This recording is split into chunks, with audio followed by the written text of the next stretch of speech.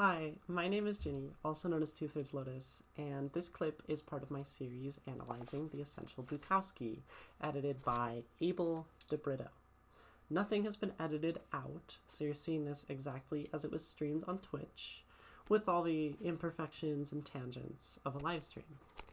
If you want to learn more or catch me live, make sure to check out the description, otherwise enjoy the incredible work of Charles Bukowski. I've got this Charles Bukowski video, and it is excellently titled, why most writers are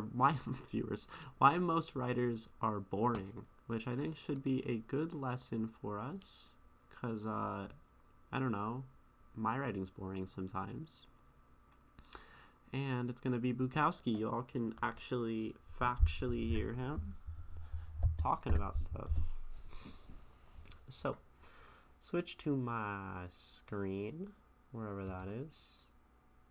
I need to fix, y'all gonna see how this works. I have the color source, and this needs to move up so it's actually there.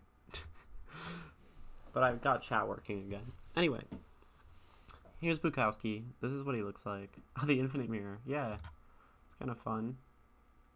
So, this is Charles. Let me know as we start if the volume is too high. He's speaking in English, but we also have Dutch subtitles. You're not afraid about death? No. In fact, I almost feel good at the approach of death. Why? You have a nice wife. Oh, that's okay. But you see, as you live many years, things take on a repeat. Is that ended? Are you ended? No, it's okay. Things take on a repeat. You understand? You keep seeing the same thing over and over again. The same substance, the same action, the same reaction. So you get a little bit tired of life. So as death comes, you almost say, okay, baby, it's time. It's good. So I have very little fear of death. In fact, I almost welcome it. Did you ever read Malcolm Lowry's Under the Volcano? Yeah, I did, and I yawned myself to shit. Why?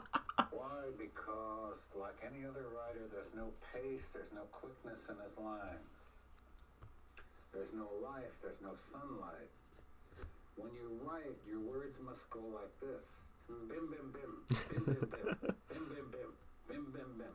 Each line must be full of a delicious little juice, flavor. They must be full of power. They must make you like to turn a page. Bim, bim, bim.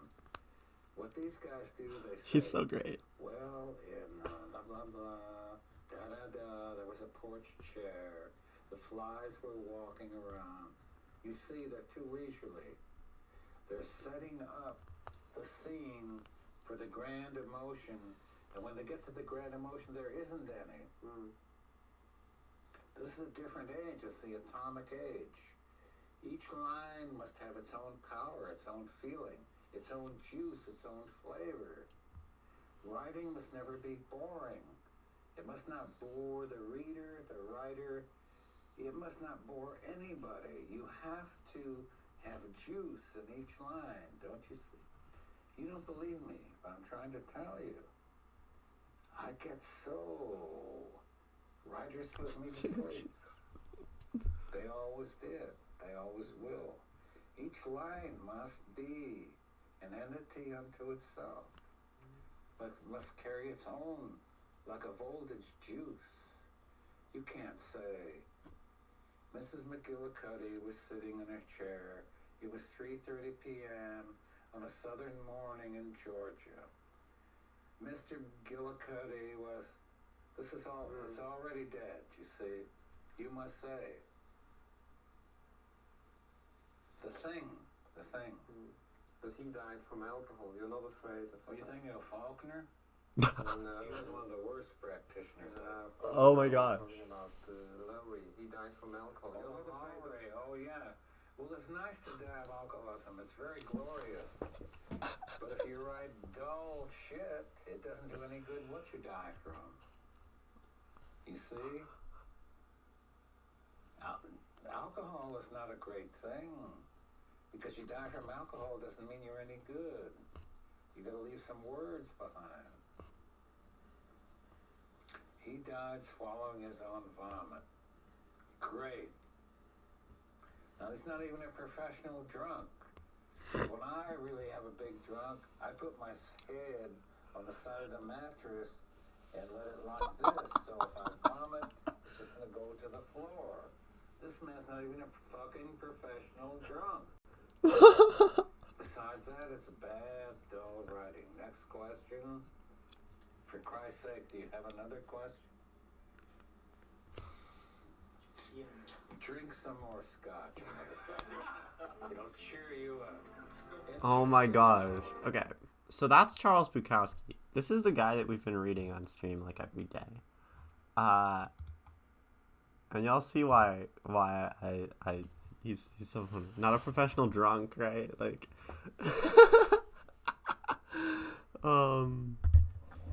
yeah, he left him speechless. He leaves me speechless in a sense. Because he has a lot of really good wisdom there. Of course, he's also Charles Bukowski. You've never heard of him?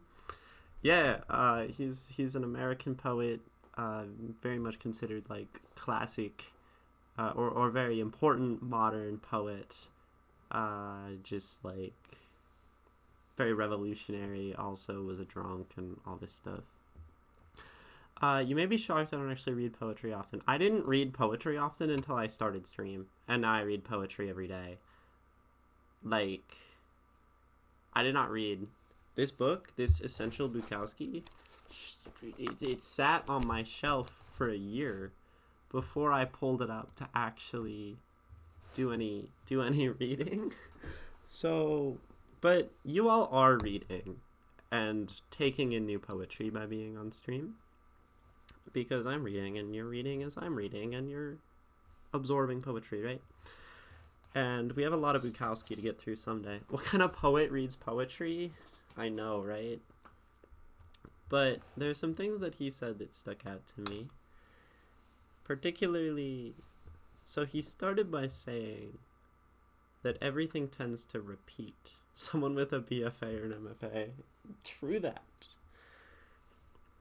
He said that everything tends to repeat. If you all want to notice this, just write in like a journal every day about like your life and the things you do. And you will notice how everything repeats. You will have certain like emotional reactions to things, and it'll be like really like intense. And then for a while you'll go back and you'll have a reaction to that where you're a bit more like modest or questioning life. And then like a month later you're gonna be right back where you started to like some intense emotional writing.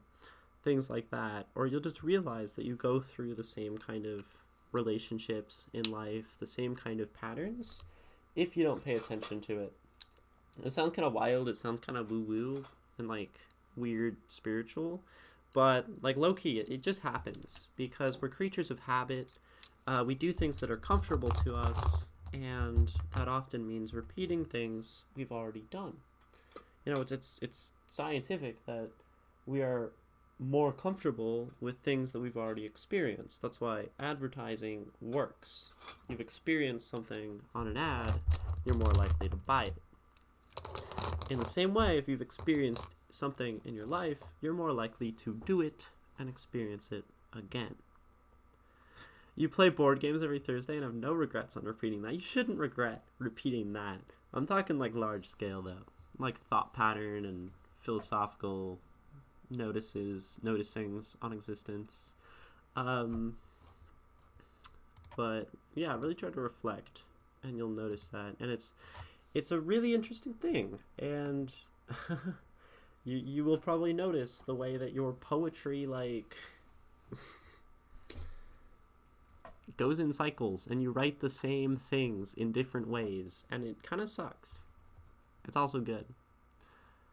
I like journaling to find ways to improve my writing. Yes. Never like Jackson Pollock either as a painter, yet here I am writing stream of conscious poetry. Yeah. Yeah. I dream of consciousness journaling. Lol. Ooh, love myself a good board game. Yeah, what board games do you play? I'm a big board gamer. Sometimes a poem comes out. Sometimes a therapy session is needed. Yeah, sometimes both. I know, just joke cracking before I leave work and doing my timesheet. Very nice. I like when it's both. Yeah, when you get a therapy session and a poem out of your journaling. That's the real one. Those are the ones you should value. But what Bukowski, I mean, he talked about pace, quickness, life, sunlight, juice, bim bim bim, all of that. But he talks about it in how it should be in every line. And that's important. Euro-style board games in general, got 200 plus collection. Yeah, I have a ton of board games. I can maybe show off the board game wall later today on the Discord. or whenever you do yours. Bim bim bim, bim bim bim. Right? There's motion, there's excitement, and in each line, he said it should be its own entity. And I think that's very important, and it's something that is often reflected in Bukowski's work. I find that I'll analyze his whole poem, line to line, and I'll miss one. I'll miss a line, and I go back to read it at the end, and I'm like, oh my gosh, that line is so important. How did I miss it? How did I not acknowledge that line, which has so much content in it? I could talk about, sometimes you can talk about one line in Bukowski's poem for like ever, because he does. He follows his own advice to some extent. And yeah, he says, like, if you write dull stuff, dull work, dull writing, then I'm intentionally censoring his language. I don't like swearing. If you write dull writing, then there's no good in living an exciting life or the glamorous death, he says, that is dying an alcoholic, which I do not endorse. Bukowski's ideas are not what I endorse here. I want to be very clear, for my honest opinions and Twitch TOS. But if you write dull stuff, then that's, I don't know. There's no, I mean, I think it shows how much he values writing, in that the life that you live doesn't matter. Have a good one, Brian. And if you write dull stuff, it doesn't really matter to him how amazing your life might have been. If you're a professional alcoholic like he is, you need to turn that into something beautiful and with pace and quickness and life and sunlight and juice, gin and juice, and bim bim bim. Or else it's like, yeah, see you next time. Another form of literary analysis I think is the best is to read who the author read. Yes. Also, welcome, Ray. I feel like it's been a while. And I'm still sitting on those poems that you sent me that you had translated, because I was going to read one time and then got really tired and then never got back to it. So I haven't forgotten. I just want to make sure you know. I haven't forgotten. And I'll try to get to one of yours. I'm going to follow Bukowski's advice and die a TOS breaker. There you go. That's funny. I don't know. You breaking TOS in my chat doesn't mess up my channel, but we like having a nice, friendly community here.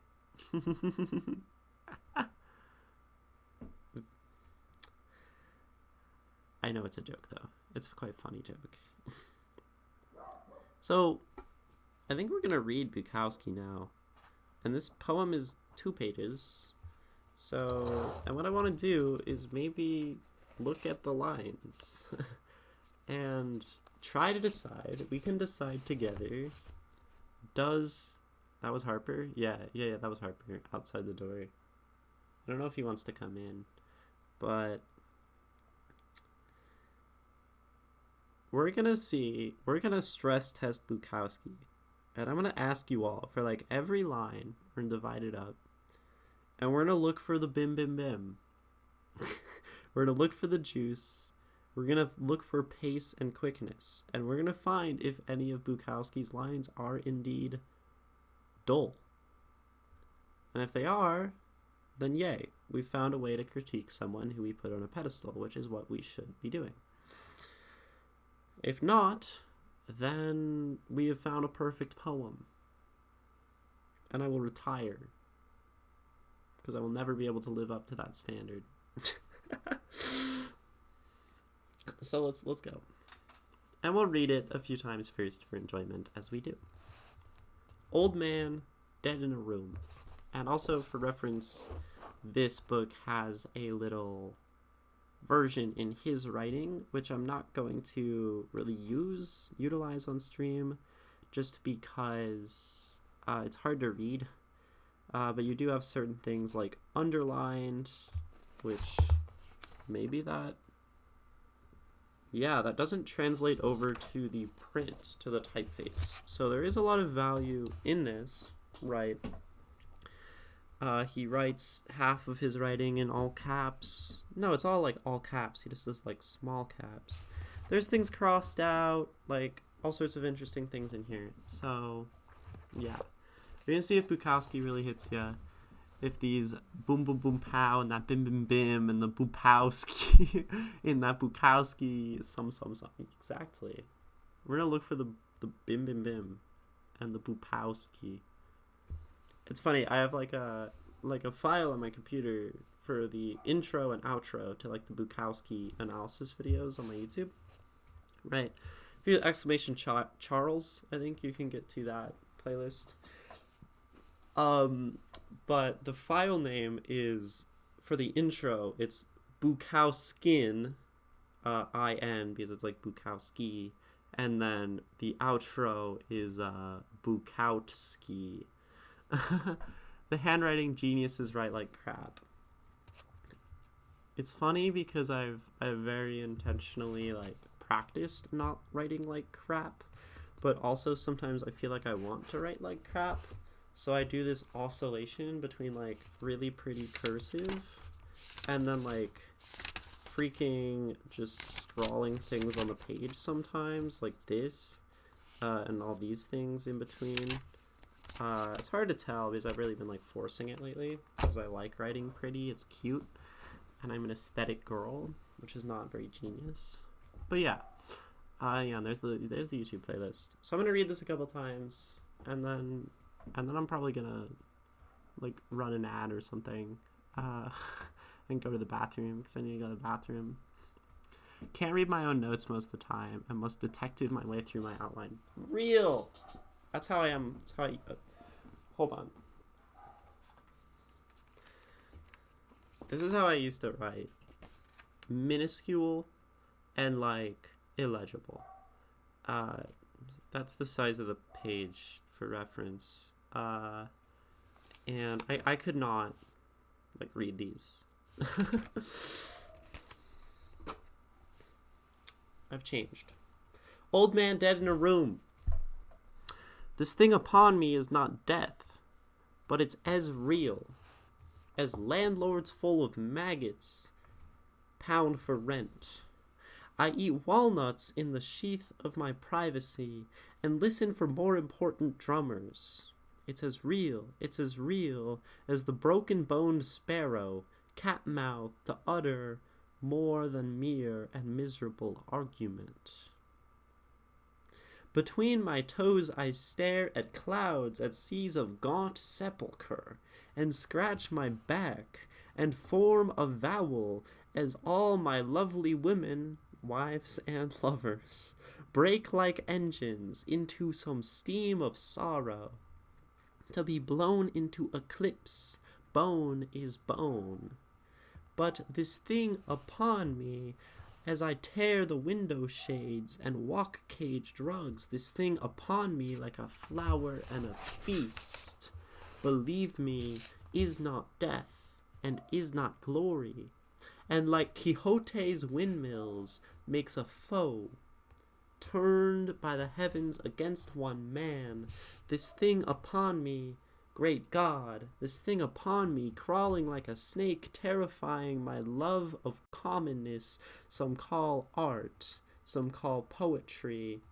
It's not death, but dying will solve its power. And as my gray hands drop a last desperate pen in some cheap room, they will find me there and never know my name, my meaning, nor the treasure of my escape.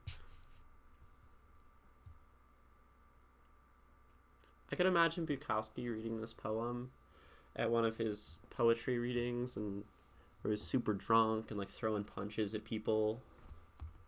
I could see it. I'm just gonna run the self-care ad break right now because I really need to go to the bathroom, because I've like had half of this jug so far today, and I'll be right back. Don't watch the ad. Take care of yourselves. Stand up. Get some water yourselves. Go to the bathroom. Get a snack. All that good stuff. Bye-bye.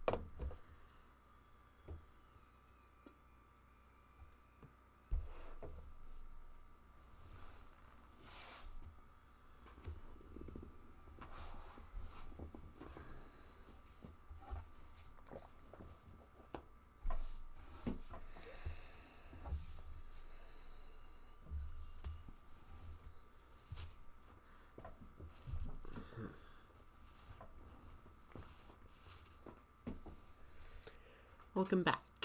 I'm still Ginny, still known as 2/3 Lotus, still the poet of Twitch.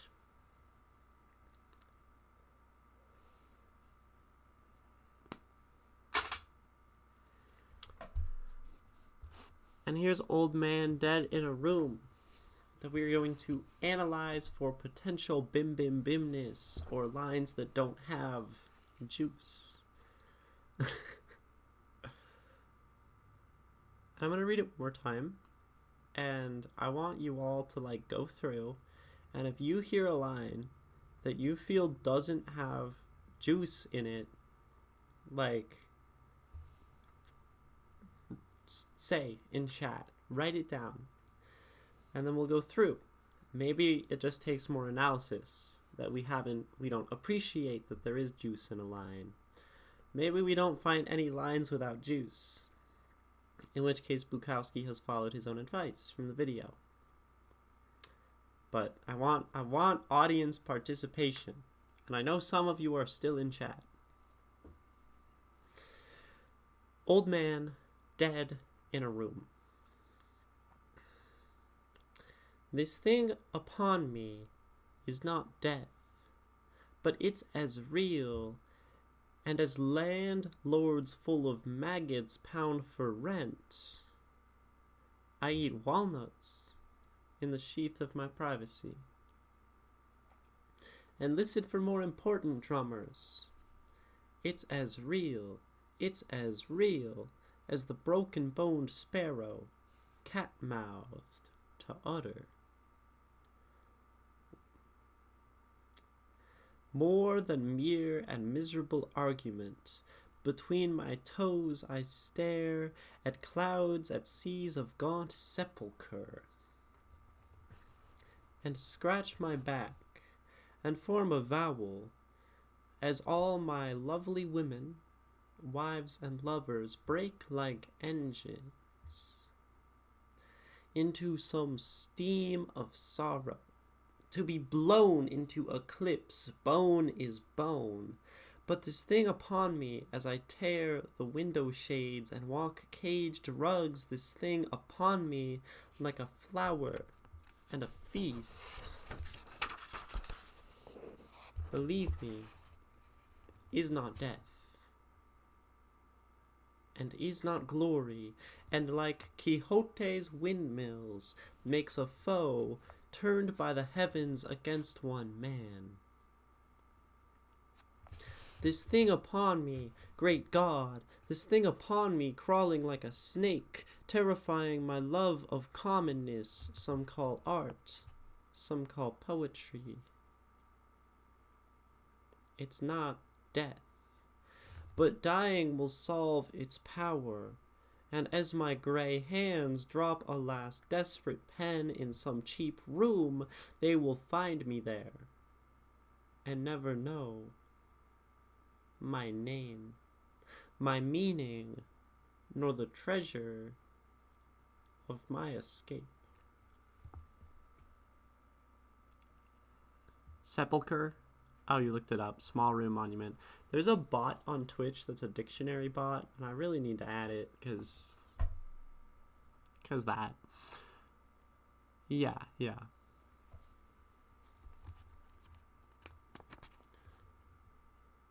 Okay, so sometimes Bukowski doesn't follow his own advice. Yeah, so in terms of juice or bim bim bim, this is referring to, does each line capture you? Does everything make you want to keep reading? No, you can do ER or RE. It's basically a British English kind of thing. Sepulcher ER is fine. I've used Sepulcher ER.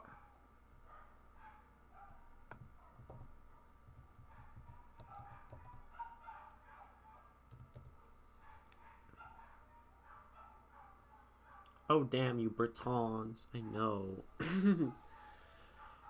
Sounds about right, yeah. Drowning Devil, is that saying that you agree that he doesn't follow his advice? Or that he does put bim bim bim in his lines? And Nico, you said he doesn't. And you can't just say that and leave us hanging. Where do you think he doesn't follow that advice? And I might try to be the advocate for Bukowski here and try to convince you in everything you say that there is juice, that there is bim bim bim, that there is sunlight in life, and it makes you want to keep reading. But you definitely can't just say he doesn't and then not tell us why. Wives and lovers, you don't like that line? Okay. Tell me. So you don't think that has juice? You agree he does not follow his advice? I probably agree too. I think if you perfectly followed that advice, you would write the perfect poem and everyone would love it. So, we're going to purely critique Bukowski. That was just a note for him. Yeah, this line maybe feels unnecessary, right?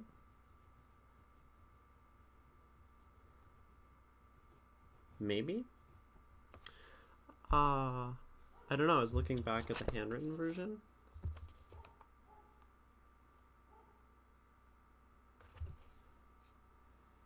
I mean, I don't think a parenthetical is necessarily a note for the self. But as all my lovely women, wives, and lovers. So, let's say we took this line out, right? That's one way to think about it. Would the poem lose something without this line? Sorry for the dogs barking. Because if the poem can do without a line, it can do without a word, or a book, or a song, then that is dragging the pace. It's dragging the quickness. So, seas of gaunt sepulchre, and scratch my back and form a vowel, as all my lovely women break like engines. Verses. Scratch my back, form a vowel, as all my lovely women, wives and lovers, break like engines. So, I guess, does anyone in chat disagree? Does anyone feel wives and lovers is adding something to this poem? Because I kind of think it is. Maybe. I'm not going to tell my secrets before I let you all participate.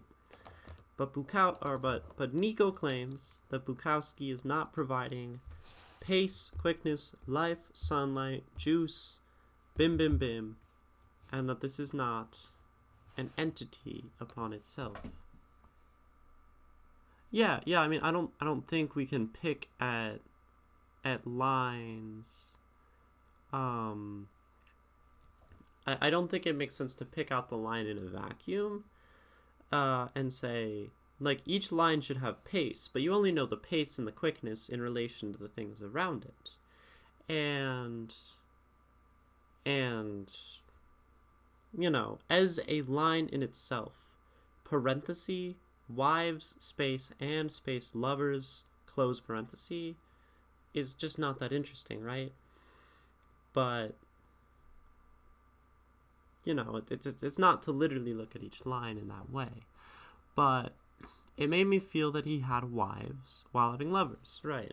It does add high caliber, if I'm to interpret. It adds specificity, maybe. Now, we talk about specificity on stream, and this is not necessarily a good thing. I can be extremely specific, and that doesn't make a poem good. If I were to just say something about what is in front of me, something extremely specific, describe my situation perfectly, every single thing in my vision, top left to bottom right on this wall, I look at the top left corner of my bedroom, eyes drifting to the right, inch by inch, looking at the not quite straight seam between ceiling and wall, white and navy blue.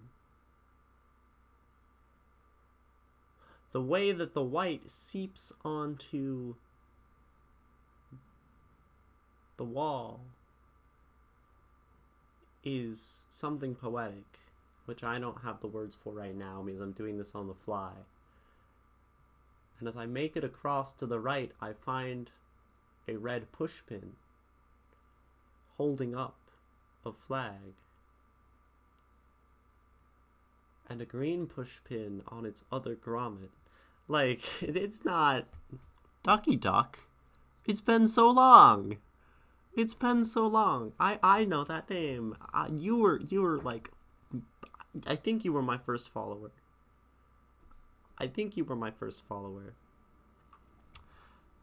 Hey, you affiliate, let's go, congrats. Yeah, you've been away that long. It's probably to add specificity and maybe add rhythm a bit. Rhythm too. So how could this add rhythm? Say we're reading it like a spoken word poet. And scratch my back and form a vowel as all my lovely women break like engines. into some steam of sorrow, to be blown into an eclipse, and scratch my back and form a vowel, as all my lovely woman wives and lovers break like engines. You also have this little theme going on here, where vowel, lovely, wives, lovers. It creates a sonic interest here, with specifically the repetition of the V sound. That's a super small thing to notice. Not something I would have noticed if I took out wives and lovers, because that makes a pattern, right? And all those little patterns can make things shine and can be leaned into verbally. After this analysis, you have to go, no worries. Imagist poetry was all about being very intentional with your wording, and I felt like creating an image required some specificity, but I only spent a few poems practicing that style. Oh, for sure. So you sound like you know a lot about poetry. Imagist, is that the kind of era that this is from? Fuck you, Bukowski, and literary devices. So, it adds some specificity, it adds very clear wording, and tells us something about what he's trying to say. Specificity, good. Bukowski, I think, tends to lean on our specificity graph. I've never drawn it in this book. To the right side, in a sense. So specificity graph looks something like that and goes on and does not cross 1. With this being specificity on the x-axis and y being interpretation. And I'm going to do lowercase I to piss off the math people. And Bukowski, I feel, tends to land on the right side.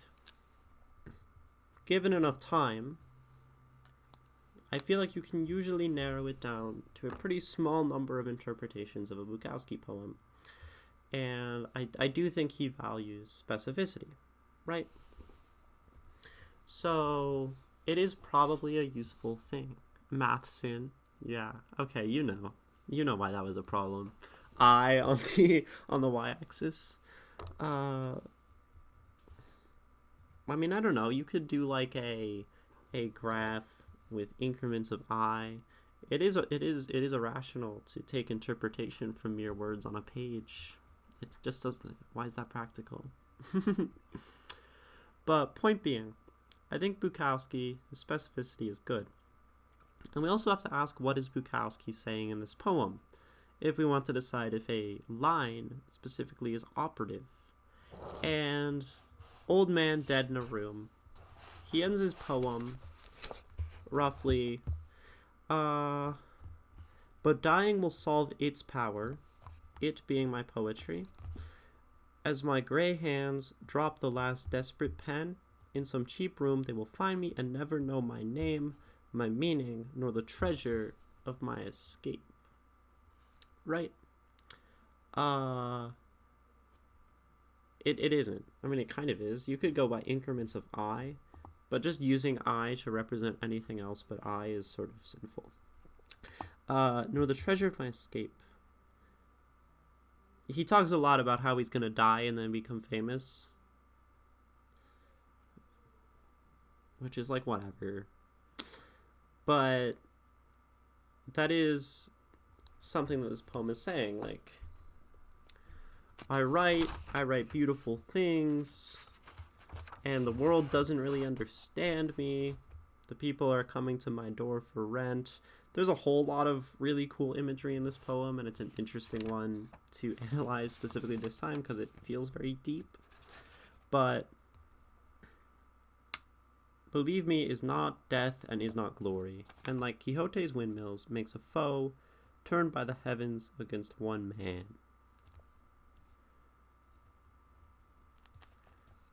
This thing upon me, great God, this thing upon me crawling like a snake, terrifying my love of commonness. It feels in a sense like he's making himself out to be a martyr of the world and of society, in that kind of everything is against him. And we have to remember that Bukowski also wants us to see him generally as an unreliable narrator.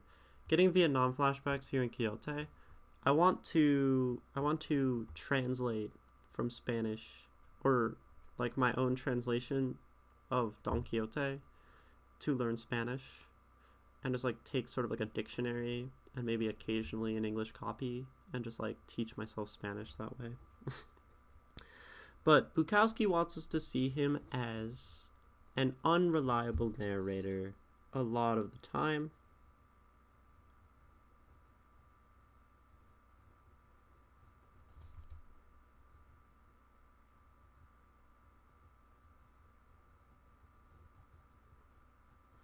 Where we can see throughout his poems that he makes himself look kind of bad.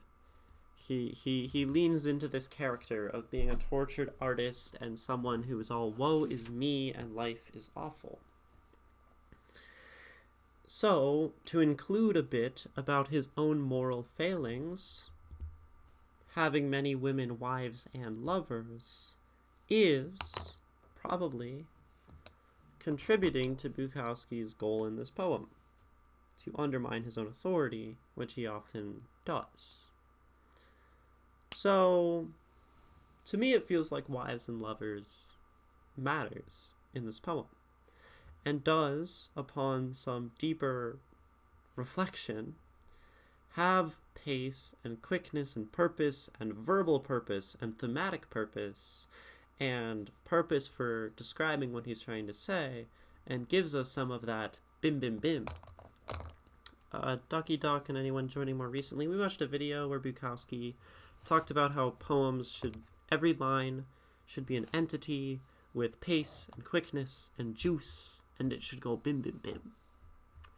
Image is poetry, so you try to avoid vague language that doesn't all contribute to the creation of the image. The era was a reaction to romantic poetry, which was seen as not doing a good job of portraying the world, I think. Got it. I'll take your word on that for now. Fascinating.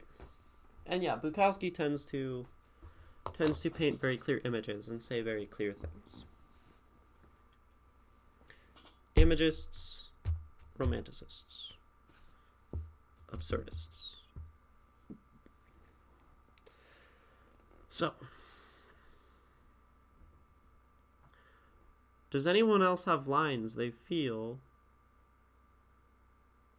don't have bim bim bim? I can read it again. Any sections, any parts that we feel don't contribute to Bukowski's overall goal. And I can read it again. I'll read it again and you all can think and come up with some.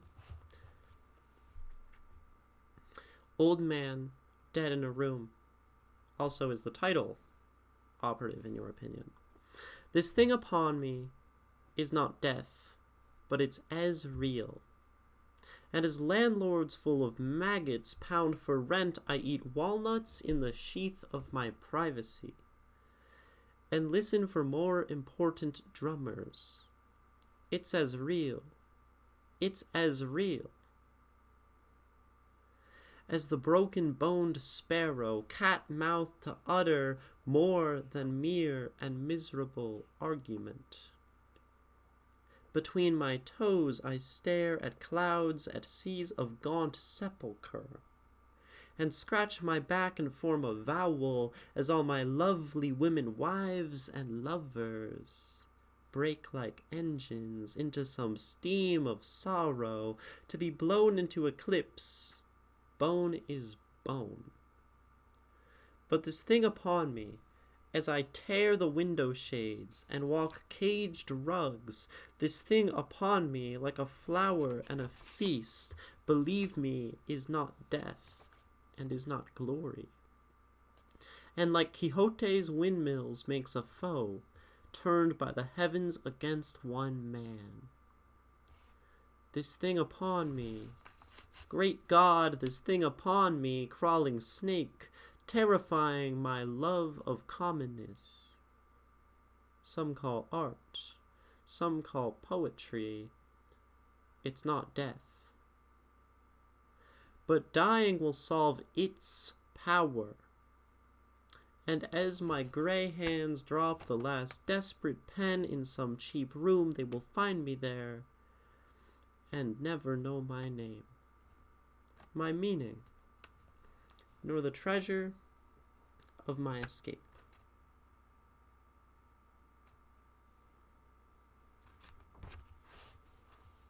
I want you all to critique Bukowski.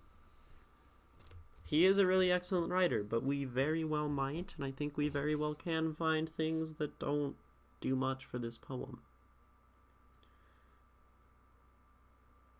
But y'all gotta participate. I feel like a teacher, for real. So that's the poem again.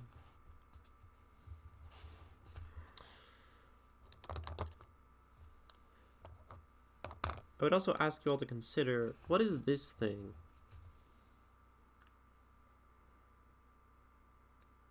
That he keeps talking about. It's as real, it's as real, it's as real. This thing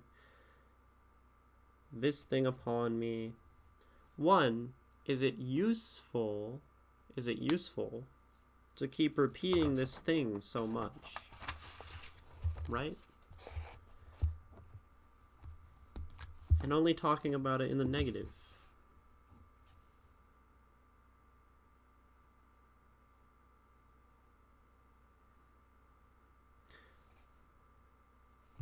Is it pointing at this? This thing is not this thing like windmills, this thing upon me. Great God, this thing upon me, crawling like snakes, terrifying my love of commonness, some call art. Right? Some call poetry. It's not death, but dying will solve its power.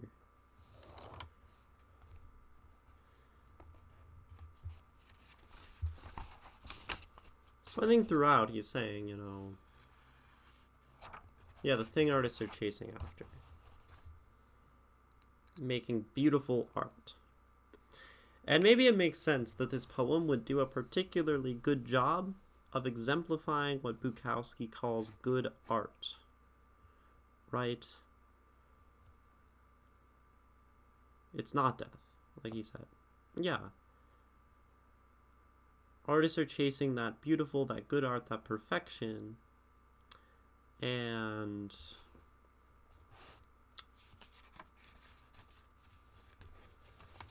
death will solve that. And there's some cynicism there, saying like, I'm going to die, and that's going to make me famous. I have you on the TV, and my message showed up like 10 seconds after. Yeah, that's kind of how it goes. I can see. And I love poetry so much, but I forget what I just read, or in this case, what you just read so quickly. Yeah, it's hard. Damn you, ADHD. You can probably find like this online. Is it the thing artists are chasing after? It's not death, like he said. Latency. Can I see the part on the back again where it says about some call art? Yeah. Right here. This thing upon me, great God, this thing upon me, crawling like a snake, terrifying my love of commonness. Some call art. Some call poetry.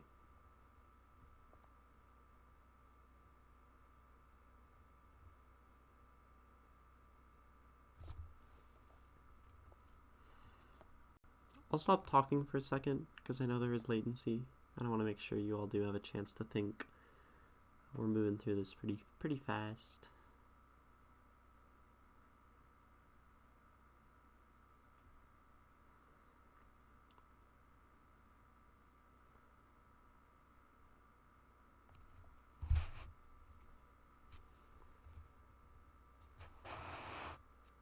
Trying to get this like in a decent spot. There we go. Some call art, some call poetry. Are those lines both necessary? Is all of this Never know my name, my meaning, or the treasure of my escape. Do we need all those lines? Oh, it might be the feeling of dying. Because dying solves it, then the feeling is gone. It's an interesting interpretation. The feeling of dying is not death. It makes a foe turned by the heavens against one man. This thing upon me, crawling like a snake, terrifying my love of commonness. Some call art, some call poetry. It is not death. But dying will solve its power. Interesting. This thing upon me is not death, but it's as real. The feel of moving toward death.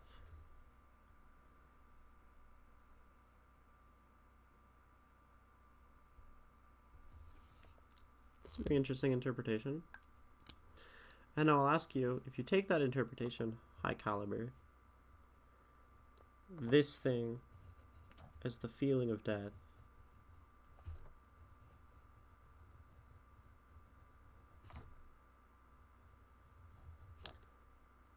now that you have an interpretation that maybe you like, are there any lines in here that don't feel like they work with that? And are there enough that maybe it makes you rethink your interpretation? Or are they lines that you think the poet could have removed to do better? Right, that's analysis. I know I've been putting this one like all on you guys. I don't know how much you actually enjoy this, but like it's kind of interesting to see your ideas. I know it's hard though. Analyzing poetry is very difficult. And I feel like maybe I have a knack for it, which is why I can stream it.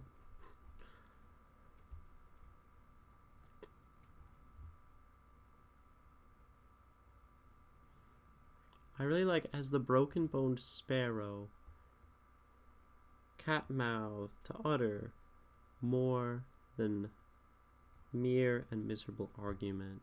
It's like the sparrow can't fight back. Yeah.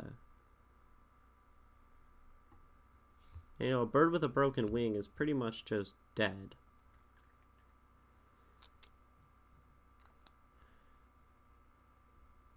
And I mean, that would definitely contribute to your idea of potentially this being about the feeling, that impending feeling of death, right? That could definitely contribute. This thing upon me is not death, but it's as real as landlords, full of maggots. It's real, and as landlords full of maggots pound for rent, right? Rent. It's this inevitable thing. I think Bukowski actually puts rent alongside death a lot, because it's this thing that society and life demands, and it is inevitable. You know, death and taxes, basically, but it's rent and taxes, right? I eat walnuts in the sheath of my privacy and listen for more important drummers. And that could be to say, listening for something more important, drumming. Of course, the drumming probably referring to the pounding on the door. Bump, bump, bump, bump, bump. But he's listening for a more important drummer. And that would be it. Something real, something actually inevitable, something that matters, something that isn't imposed by others. Rent. And that could definitely be like death and the thought and the feeling of it, right? Not death itself, but its presence, like a specter. Like the broken bone, sparrow, cat-mouth to utter more than mere and miserable argument. Helpless against it. Something that cannot utter argument is helpless. Between my toes I stare. So, As the sparrow, like the sparrow, I stare between my toes. At clouds, at seas of gaunt sepulchre. It's a wild line.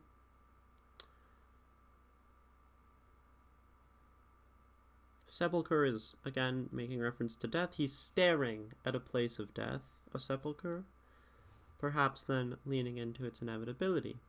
Hello, Nico. And scratch my back and form a vowel, and all my lovely women, wives, and lovers break like engines into some steam and sorrow. If the landlords are full of maggots, they're dying too. Yes, they are. Yes, they are. And this might be stretching it. They might work for their death. They might work for death if he is feeling of dying and cannot escape. Yeah, absolutely. But in the end, he escapes and finds his treasure. Very interesting, very interesting. See you, Nico.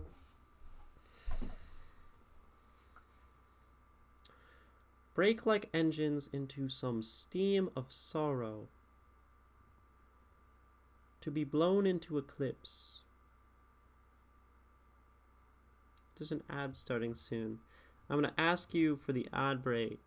High caliber, since you're really the one picking apart this interpretation with me. What do the women have to do with the impending nature of death? They're breaking like engines into steam and sorrow. Does this relate to the actual theme that we're talking about? Or the theme that we're interpreting? If so, good. If not, then maybe we have a line that doesn't contribute. Right? Or maybe we need to revise our own interpretation. And we always want to leave the thought open. Is the poet wrong? Have they made a mistake? Is there a way they can improve? Because we are doing critique, I think we should critique everything, even if we don't tell the person. And that will help your own writing and reading. So I'm just going to leave this here, and maybe if you're going to get the ads when I run an ad break, take a screenshot or pull it up. The poem is probably on like Poetry Foundation. I should really link to some of these websites in my about, but don't watch the ad. Stand up, walk around, and think about what his wives, lovely women, lovers have to do with the impending nature of death. Stand up. I think I have an answer.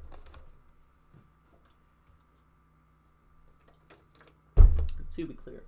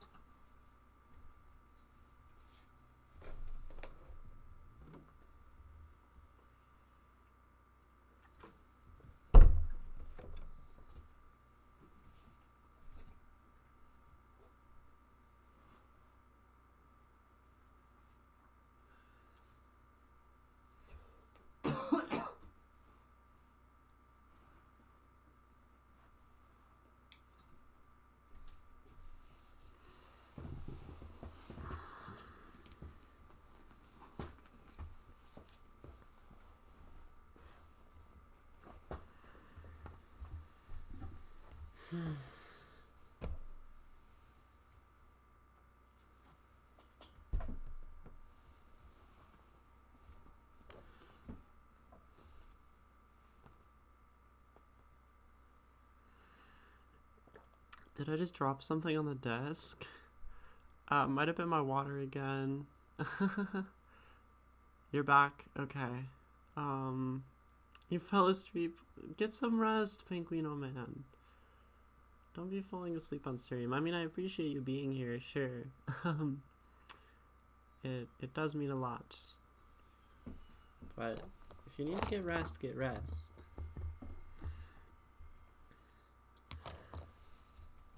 So, High Caliber, or Penguino Man, any thoughts on the women before I spill my secrets of interpretation? I'm unsure how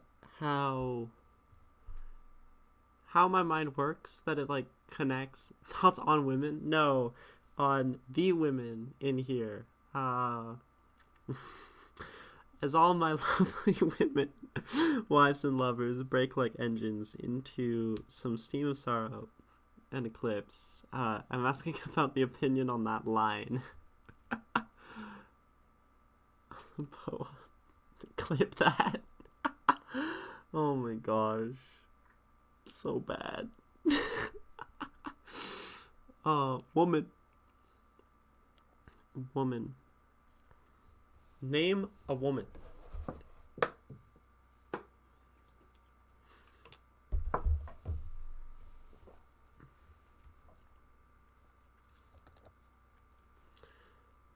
We've been there you go. Because we've been going through this poem, going for an interpretation, since you just woke up, Penguino Man, as it in this poem, or this thing, being the feeling of death, and that sort of impending eventuality.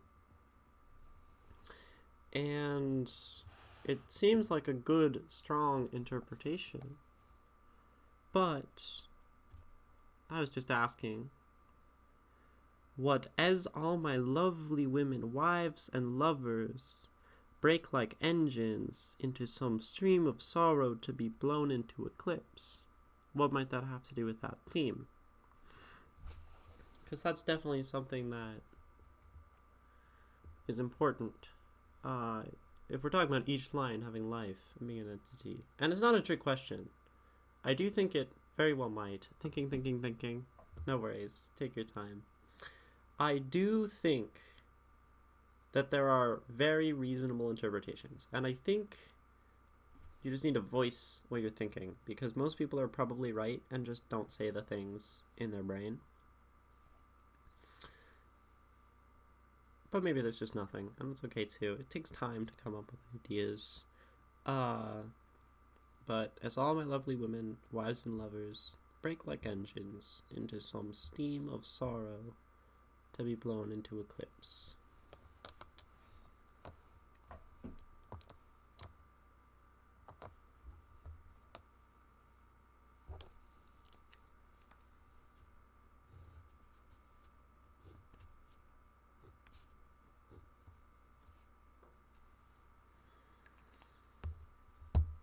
See, the problem is I always have no thoughts. My head's empty. That's fair. That's understandable. And I cannot blame you for that. I don't really stop thinking, in a sense. I also think verbally. It's all internal all internal monologue.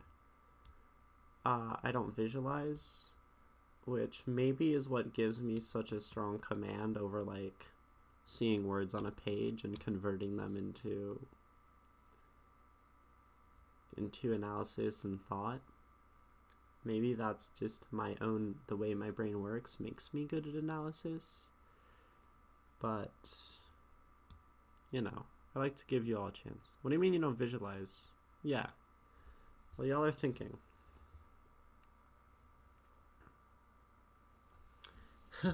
You did it wrong. I'll let you fix it. Visualize an apple. See an apple in your head. See a red apple. And then change it into a green apple.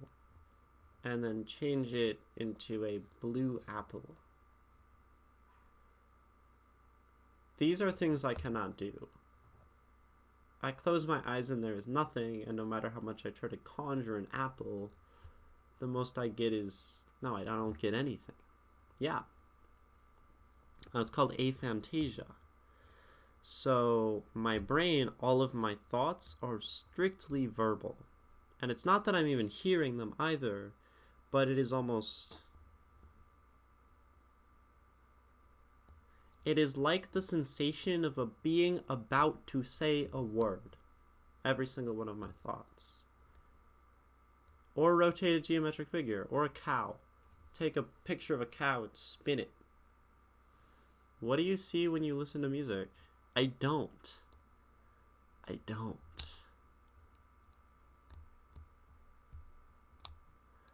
I don't see anything when I listen to music. There's no see. What? I'm blowing your mind. You visualize everything. I have all of MTV on my head. That's funny. No, it's just the music. It's just the sensations of the music. It's crazy. Like if I listen to Beethoven's Pastoral Symphony No. 3, evoking images for people of beautiful pastoral landscapes, I don't get that. I just get the sounds of the violins and the cellos and the basses and the violas and the winds. So your interpretation, high caliber, now that I've given you some time. Clouds are to women as smoke is to engines, except you did that one wrong. So one eclipses the other. Oh, you were talking about clouds. Clouds up here, like these clouds? There were clouds somewhere, right? Clouds. But you might want to explain a little more. You like your interpretation. It is good. Now that you like your interpretation, communicate it to me. That's the second part. I think I'm a good communicator.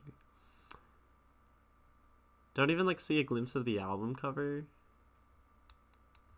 I can conceptualize and understand what the album cover would look like. If you said Omnium Gatherum by King Gizzard and the Lizard Wizard, it's just on my playlist that I've been shuffling a lot. I know that it's like this kind of pinkish brown with a big weird fractal building tower looking thing on it. But I don't see it. And yeah, when I write, there's no... So visualizing has nothing to do with my writing. To confuse your brain, listen to Tyondai Braxton. If you put it in the submit form as a media recommendation, I'll remember it. But yeah, high caliber. I think I kind of see where you're going with your interpretation, and I think it's just putting it into words now, which is hard. But you're a poet. You said you've written poetry before, so I believe in you. You're gonna get it.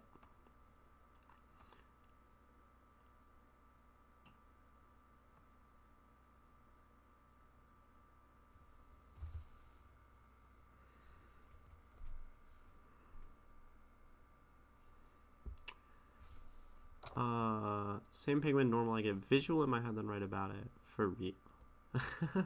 Yeah, and then that's also why everyone's writing is different, because we all have different lived experience. This Bukowski thing is taking a long time, but I'm challenging high caliber, so it's kind of my fault. Laying in bed must be a horror for me. Sometimes. I don't get to close my eyes and see things. I don't get to dream visually. So it's just thoughts in my head going blah, blah, blah, but only one thought. It's a single thought. String, straight line, no width. And yeah, and then sometimes the word will come into my head my brain will just decide to think about the impending death of my own parents. and then I will have to run that thought through and work through it verbally. So clouds. He thinks clouds are lovely over the sea, staring at the scene as he dies.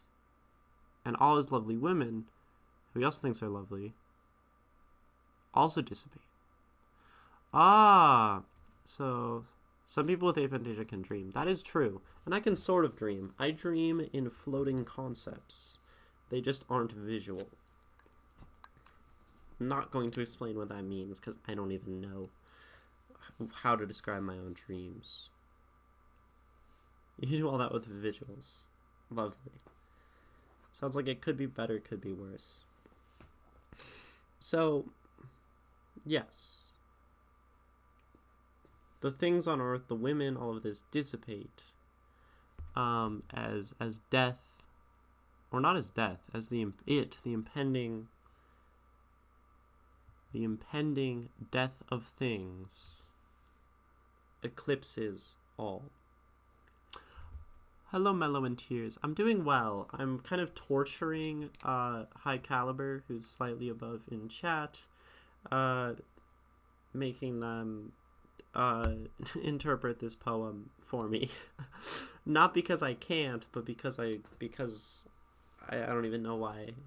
Because it's fun to listen to y'all's opinions. How are you doing, Mellow and Tears?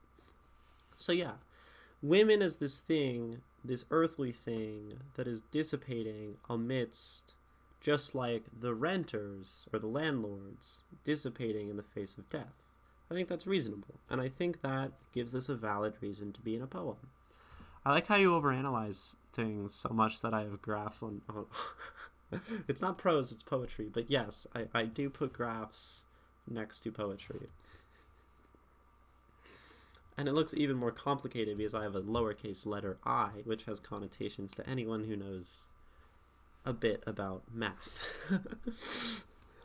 Bone is bone. Makes your point more valid. It does. It does. It does. Poetry can be in prose, though. It can. Imaginary numbers, yes. This is all just imaginary numbers. I really like using mathematical ideas in my poems, but that's for another time. Bone is bone.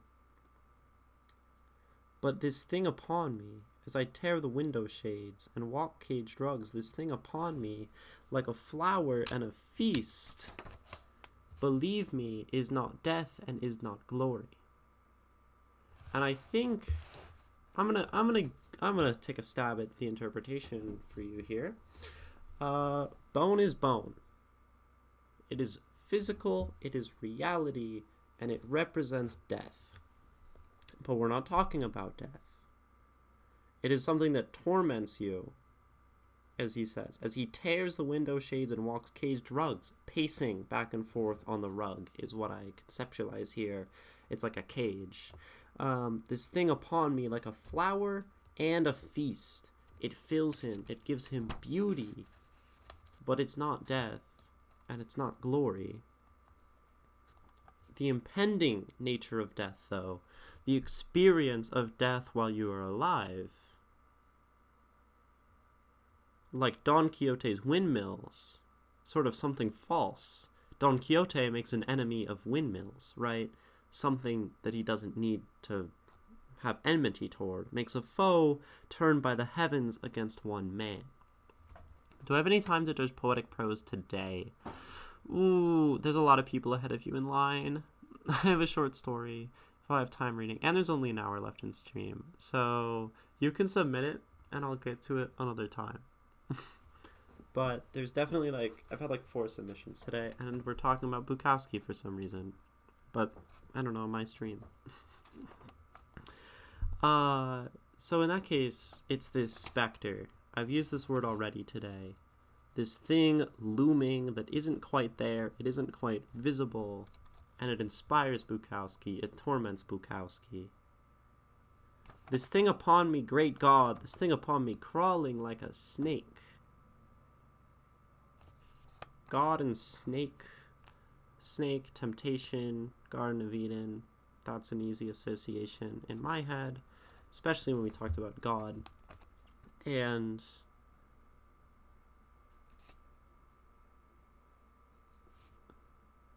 that's like knowledge, the snake, but also temptation, right? In the symbol itself. And so as it crawls like a snake, this thing, this knowledge of what is to be his own death, of course, Garden of Eden, the snake, when they took the bite of the apple, that's the origin of death, right? Like the art and poetry part is like the feeling of dying inspires art. Yeah. Crawling like a snake, terrifying my love of commonness. And I think you will do. Awesome. Yeah, exclamation point submit to get to the Google form. Terrifying my love of commonness. I think this is because death gives him a sense of urgency. It says like, I am going to die and I need to do something about it.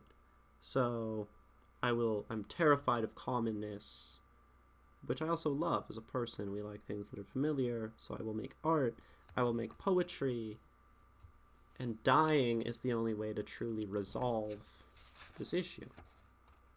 As my gray hands drop a last desperate pen, in some cheap room they will find me there, and never know my name, my meaning, nor the treasure of my escape. Now, something I want to point out is I really feel, if we're talking about bim bim bim and putting juice in every line of a poem like Bukowski himself told us to do, I am unsure how much I like this ending, actually. They will find me there and never know my name.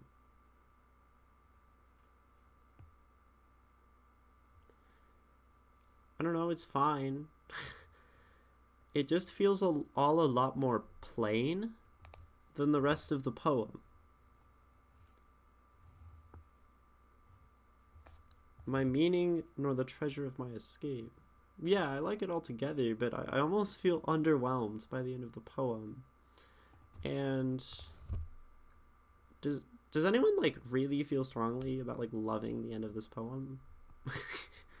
Have a reason to challenge me, which I will absolutely listen to and have my mind changed. But like, you agree.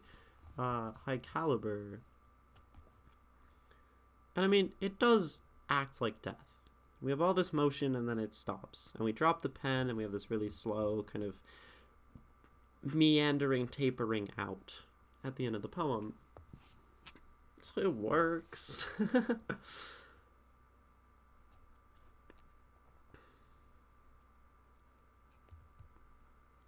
Like, I feel like we have a lot of bim bim bim in this poem until the end.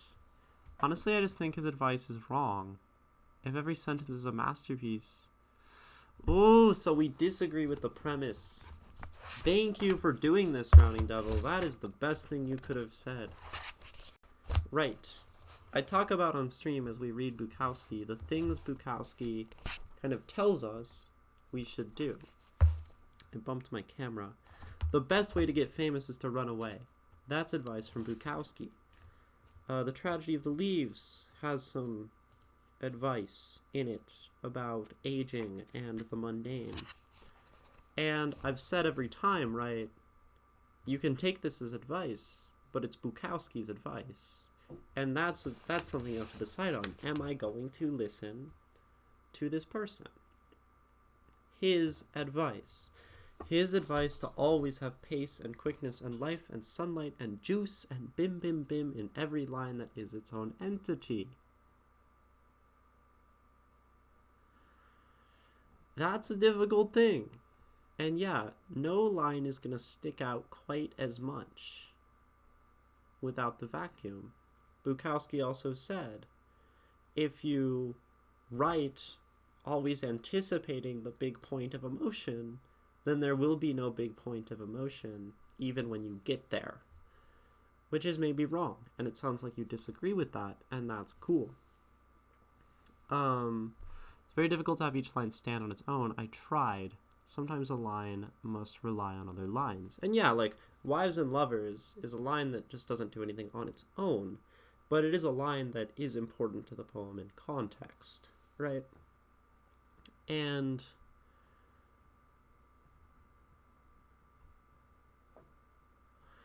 And I have a question, Drowning Devil, for you. You disagree, but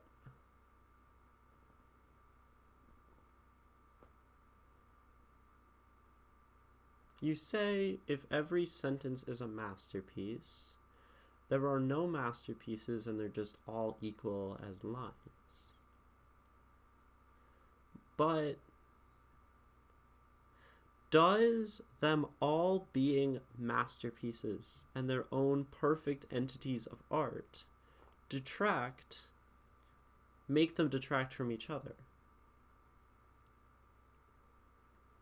Does it actually happen that them all being amazing makes them all worse in a way because they're not pushing something else to stick out?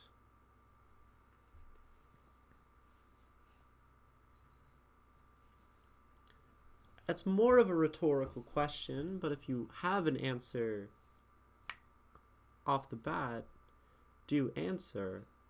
But like, I have notes on this somewhere, from like school. You can find them. Well, no. Don't go look to your notes. That's a decision you make for yourself. Do I feel that every line being a masterpiece and standing out on its own and being an entity that speaks and breathes, does that take away from them all collectively? You believe so. Everything has its flaws, and those flaws amplify the good parts. Interesting. So you accept flaws in your poetry. That's probably the healthy way to approach it. I believe so. Let's see. I sometimes leave a few lines building up to one final banger line. I think it gives the reader more of a ride through the read. Yeah. I have a question.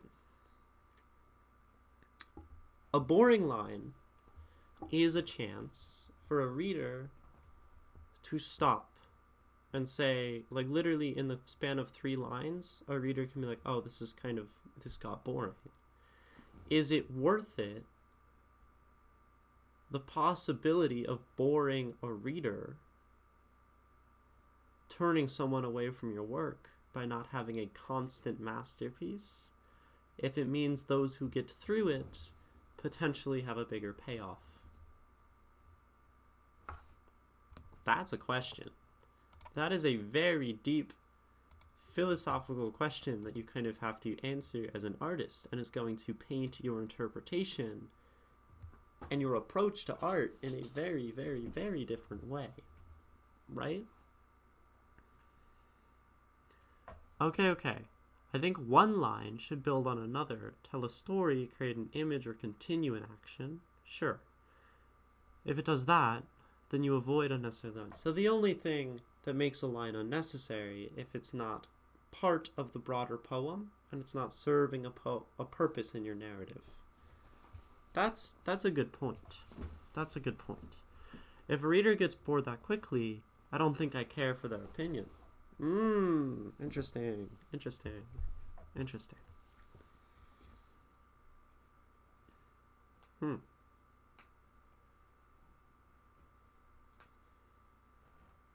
That's fair. It's probably the healthy way to look at it. Or you could try to capture every single reader, no matter of how much they don't care about your work. Yeah, no, that's very fair. And it sounds like you feel strongly about it, which is good, right? You need to have your own strong personal kind of compass and sense of direction in your work. I tried doing that. It's exhausting. It is exhausting. But should it be not exhausting to make beautiful art? Should it be easy to make a masterpiece? And have you made a masterpiece by not doing it? Ain't that the question, right? Should you try? Of course I think you should try. Maybe Drowning Devil, maybe High Caliber, maybe I'm Mr. Penguino Man, you should go and try to write a poem where every line is a masterpiece. That's why I think haiku is so hard as a form, right? I love the one that I wrote for college. Good. Loving your work is good. But, like, you know, not everyone will like your work, and that's just a fact. That is absolutely a fact. I'd say more people are going to dislike your work than like your work. I see it in the degree of people who click on my Twitch channel and my analytics and my average viewers versus my total viewers. It's just a reality of life, right? And I don't know. I'll get back to you on that. I would love for you to get back to me on that. Yeah. A lot of good conversation happening with this poem. I know it was kind of meandering and we kind of bounced around a lot, but I do just want to... The YouTube retention rate is wild. Yeah. And your poem is less engaging than a YouTube video. TikTok? Poems on TikTok? I mean, my retention rate's really bad on there. It's hard. Who do you tailor your art toward? That's a question, and an important one. Or, you know, it's a whole thing. What are the retention rates on my YouTube videos? Oh gosh. I mean, on like Teapot and the Bukowski series, they're like awful. I think first of all, I think my average view time on most of those videos is like 5 minutes, which they're hour-long videos. I wouldn't expect every click to watch the whole thing. But like, yeah, they're slow. They're not designed for attention necessarily. And I've been putting some shorts up, some poetry that has been doing well. But like, it's definitely a hard thing. I added the intro and outro, and that has helped significantly, or the intro particularly. Hi, my name is Jenny. This is from Twitch, you know. I'm going to read this one more time, though, and we can keep talking about Twitch and retention and thoughts on being an artist. But this is probably where I want to cap, like, the VOD for this discussion of Bukowski, and we can still talk about this poem, but I just want to do the final read and kind of enjoy it, right? So here's Old Man Dead in a Room by Charles Bukowski. This thing upon me is not death, but it's as real. And as landlords full of maggots pound for rent, I eat walnuts in the sheath of my privacy and listen to more important drummers.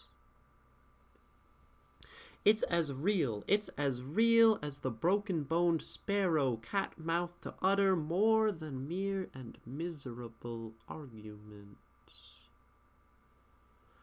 Between my toes I stare at clouds at seas of God's sepulchre. And I scratch my back and form a vowel as all my lovely woman wives and lovers break the engines into some steam of sorrow to be blown into eclipse. Bone is bone, but this thing upon me, as I tear the window shades and walk caged rugs, this thing upon me like a flower and a feast, believe me, is not death and is not glory. And like Quixote's windmills makes a foe, turned by the heavens against one man, this thing upon me, great God, this thing upon me, crawling like a snake, terrifying my love of commonness, some call art, some call poetry. It's not death, but dying will solve its power. And as my gray hands drop a last desperate pen, in some cheap room they will find me there and never know my name, my meaning, nor the treasure of my escape.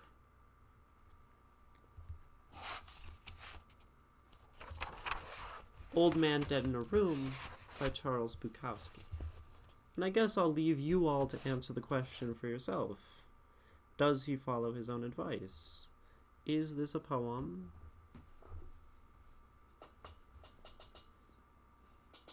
with pace and quickness in life?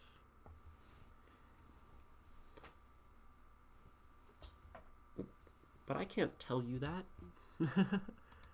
I guess I try not to be here to tell you all things, because I'm not an authority on poetry.